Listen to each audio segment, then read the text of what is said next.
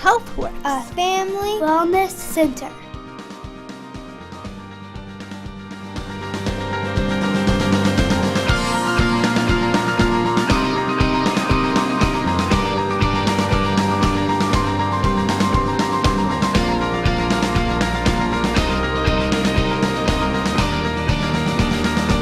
Real Food 101. All right, so those of you here with babies or have grandchildren, what I want to go over is how to feed your kids. Now, you may be past this point, but I think this is a real interesting thing to look at because this is the foundation.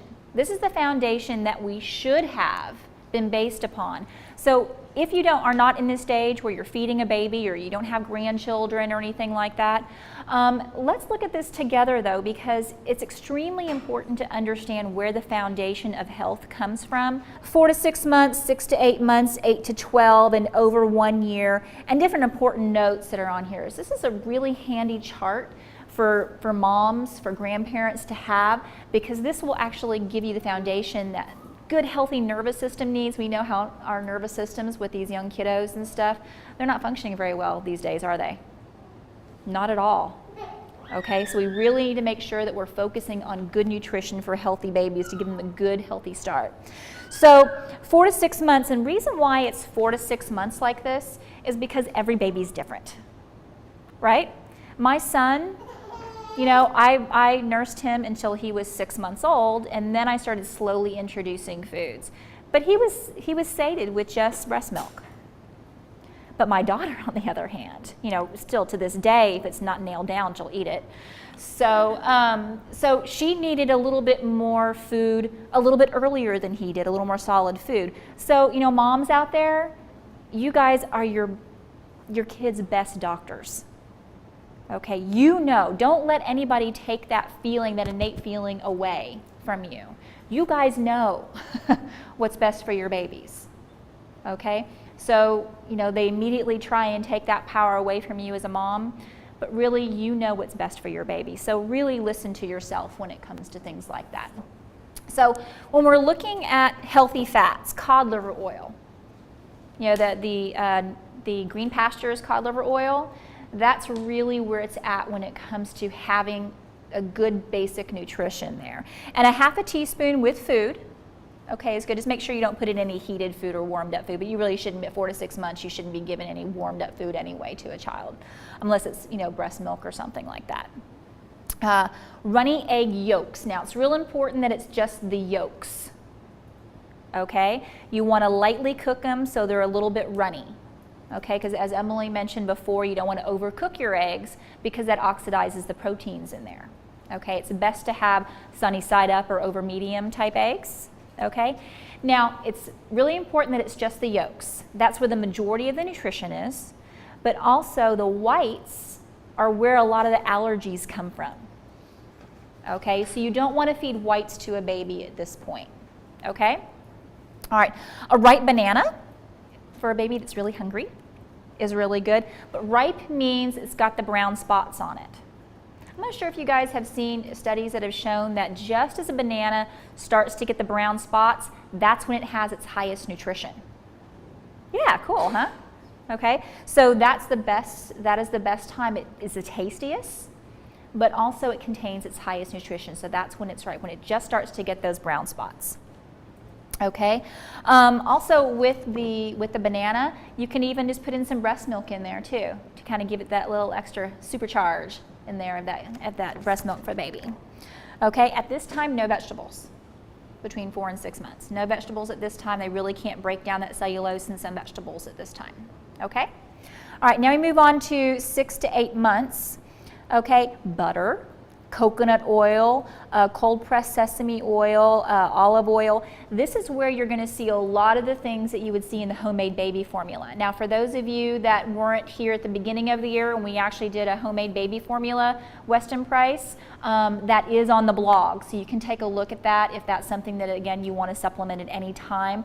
It's a great formula to give to kids like after year 1 to kind of give them a little extra nutrition. It's better than any of those toddler things that are out there. So it's a great way to supplement as well.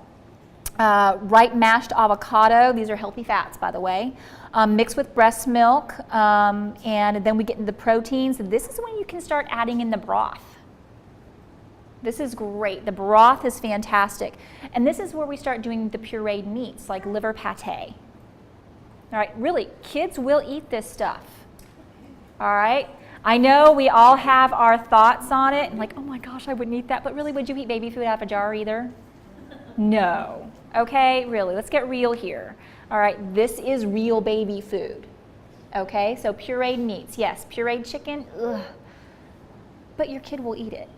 Okay, if you introduce it at certain times, and they might like one over the other, but that means their body needs that. You know, babies their sense is innate. You know what I mean? Their sense is innate. Okay, cooked or strained apricots. There's several different things here as far as you know, the types of fruits and stuff that are available. Fermented. Have you ever made fermented apple butter? It's really good. I did it for Christmas gifts a couple years ago, and it really went over well. So a fermented apple butter is really good. And then we move into vegetables. So now we're looking at probably sweet potatoes. Okay, so you want them fermented or lightly steamed, and pureed, of course, because they still are looking at not having too many teeth yet. Okay, you can do green beans, peas, carrots, spinach, zucchini, yellow squash, and make sure, as Emily said, no GMO, yellow or zucchini, yellow squash or zucchini. And make sure, what do we need to digest these vegetables? Fat. Oh, y'all are listening. I'm so excited. Okay, then it moves into more of the proteins, like kefir or whole milk yogurt. You want to dilute it with a little bit of water, though, because you don't want to give them this whole protein, but make sure that it's in raw form. Okay, extremely, extremely important that they don't get any pasteurized, you know, homogenized milk.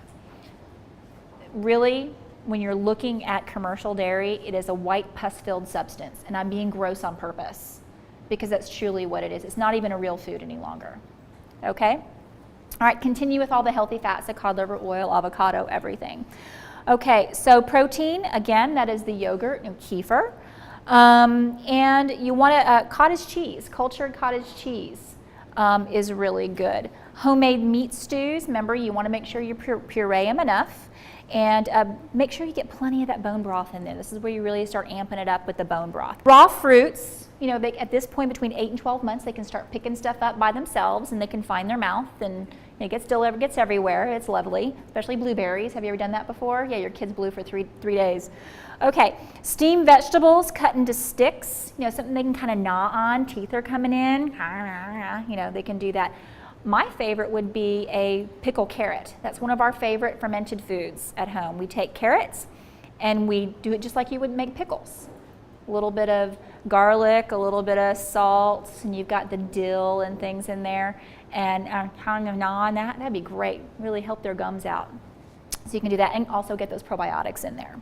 Okay, and again, right here we're seeing at the bottom here, grains, nuts, and seeds. We still have no grains, nuts, or seeds. What is the first food that your pediatrician tells you to give your child? Okay, let me tell you why that is really bad advice. Okay, the reason why that's really bad advice is because most children, actually, if you're human, don't have the ability to digest any grains until after the age of 1. And for some kids, depending on how healthy mom is, don't have those enzymes until after the age of 2. So extremely important that baby, you watch, and no grains in this child's diet until after the age of 1. Then you can try it, but you want to make sure that you notice any changes that are going on there. But do you see how this is a great foundation for what we need to be eating as adults as well? This is where it starts. It's heavy fat. Why? Because we are fatheads, okay? And a baby's brain grows the most in the first 2 years of life. So you've got to give it all it needs to build that brain power. That's what all this is about. Can you tell?